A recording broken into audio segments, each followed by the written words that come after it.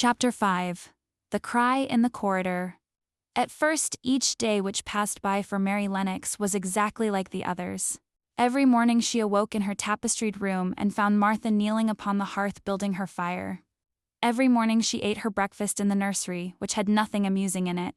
And after each breakfast she gazed out of the window across to the huge moor, which seemed to spread out on all sides and climb up to the sky. And after she had stared for a while, she realized that if she did not go out, she would have to stay in and do nothing. And so she went out. She did not know that this was the best thing she could have done, and she did not know that, when she began to walk quickly or even run along the paths and down the avenue, she was stirring her slow blood and making herself stronger by fighting with the wind which swept down from the moor. She ran only to make herself warm, and she hated the wind which rushed at her face and roared and held her back as if it were some giant she could not see.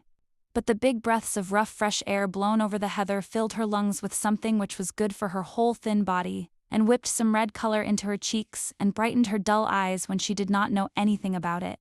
But after a few days spent almost entirely out of doors, she wakened one morning knowing what it was to be hungry, and, when she sat down to her breakfast, she did not glance disdainfully at her porridge and push it away, but took up her spoon and began to eat it, and went on eating it until her bowl was empty. "Thaw got on well enough with that this morning, didn't Thaw?" said Martha. "It tastes nice today," said Mary, feeling a little surprised herself. "It's the air of dat moor that's giving me stomach for Thaw victuals," answered Martha. "It's lucky for thee that Thaw's got victuals as well as an appetite. There's been 12 in our cottage as had the stomach and nothing to put in it. You go on play and you out o' doors every day, and you'll get some flesh on your bones and you won't be so yeller." "I don't play," said Mary. "I have nothing to play with." "Nothin' to play with," exclaimed Martha. "Our children plays with sticks and stones. They just runs about and shouts and looks at things." Mary did not shout, but she looked at things. There was nothing else to do. She walked round and round the gardens and wandered about the paths in the park. Sometimes she looked for Ben Weatherstaff, but though several times she saw him at work, he was too busy to look at her or was too surly. Once, when she was walking towards him, he picked up his spade and turned away, as if he did it on purpose. One place she went to oftener than to any other. It was the long walk outside the gardens with the walls round them. There were bare flower beds on either side of it, and against the walls ivy grew thickly. There was one part of the wall where the creeping dark green leaves were more bushy than elsewhere. It seemed as if for a long time that part had been neglected. The rest of it had been clipped and made to look neat, but at this lower end of the walk it had not been trimmed at all. A few days after she had talked to Ben Weatherstaff, Mary stopped to notice this and wondered why it was so. She had just paused and was looking up at a long spray of ivy swinging in the wind when she saw a gleam of scarlet and heard a brilliant chirp. And there, on the top of the wall, perched Ben Weatherstaff's robin redbreast, tilting forward to look at her with his small head on one side. "Oh," she cried out, "is it you? Is it you?" And it did not seem at all queer to her that she spoke to him as if she was sure that he would understand and answer her. He did answer. He twittered and chirped and hopped along the wall as if he were telling her all sorts of things. It seemed to Mistress Mary as if she understood him too, though he was not speaking in words. It was as if he said, "Good morning. Isn't the wind nice? Isn't the sun nice? Isn't everything nice? Let us both chirp and hop and twitter. Come on, come on." Mary began to laugh, and as he hopped and took little flights along the wall, she ran after him. Poor little thin, sallow, ugly Mary. She actually looked almost pretty for a moment. I like you," she cried out, pattering down the walk. And she chirped and tried to whistle, which last she did not know how to do in the least.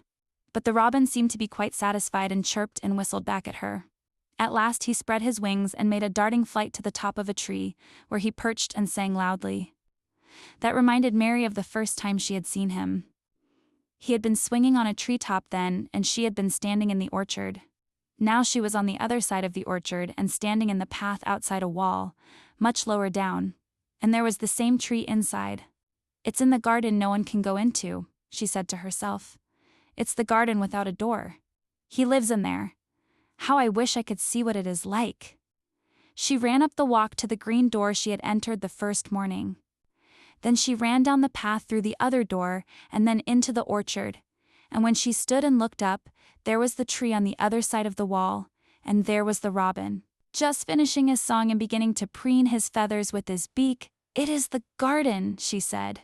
"I'm sure it is." She walked around and looked closely at that side of the orchard wall. But she only found what she had found before, that there was no door in it.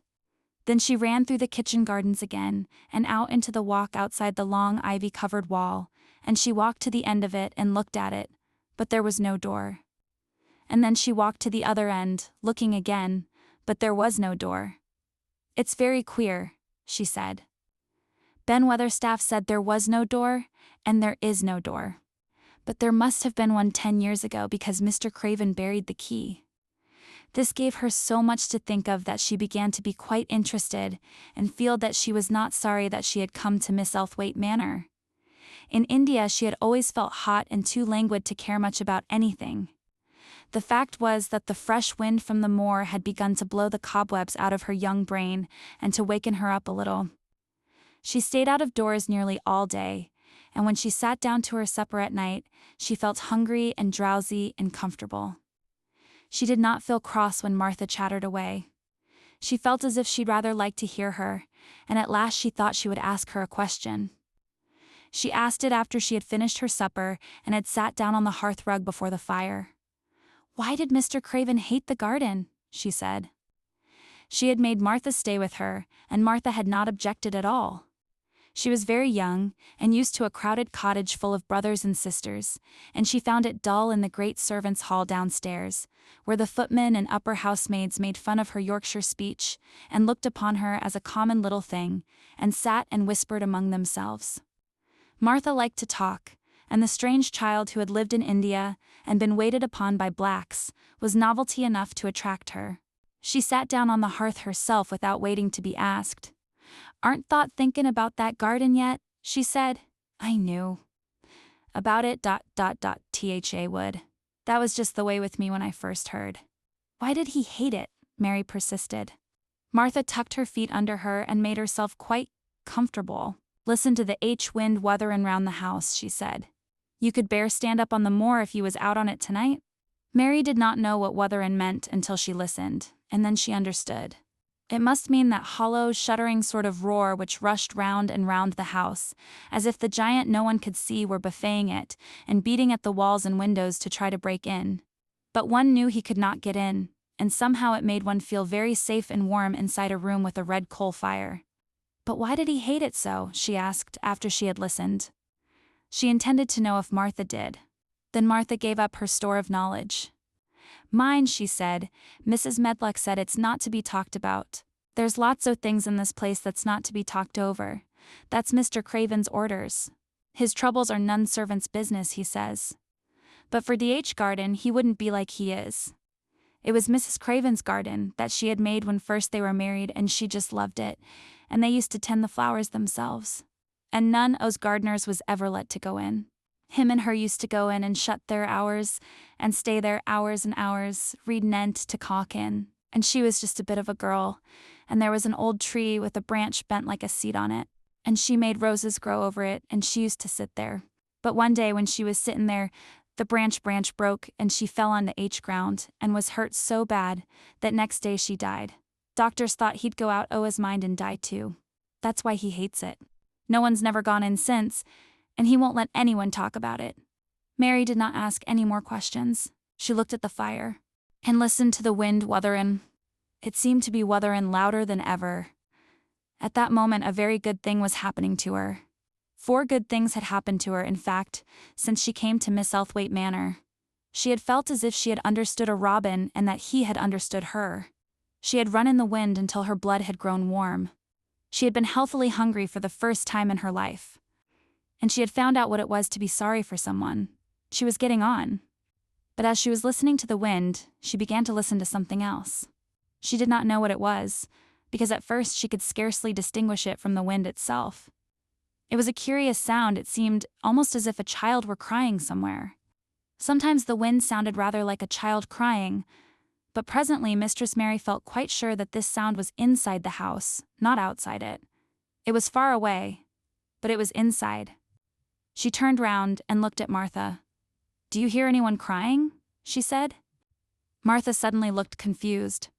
"No," she answered. It's the wind. Sometimes it sounds as if someone was lost on the moor in Wayland.